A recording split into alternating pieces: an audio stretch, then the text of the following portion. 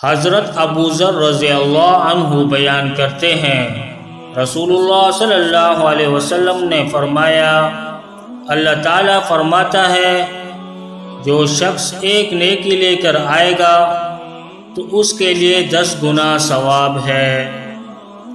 اور میں اسے بڑھا دوں گا، اور جو شخص برائی لے کر آئے گا تو برائی کا بدلہ اس کی مثل ہی ہوگا یا پھر میں بخش دوں گا۔ جو شخص بالشت برابر میرے قریب آتا ہے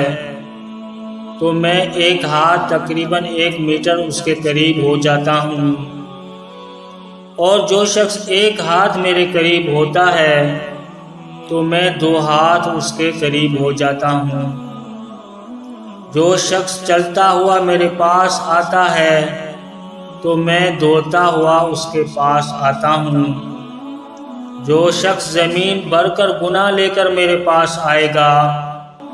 تو میں اسی قدر مغفرت لے کر اس سے ملاقات کروں گا، بشرطیہ کہ وہ میرے ساتھ کسی کو شریک نہ ٹھہراتا ہو۔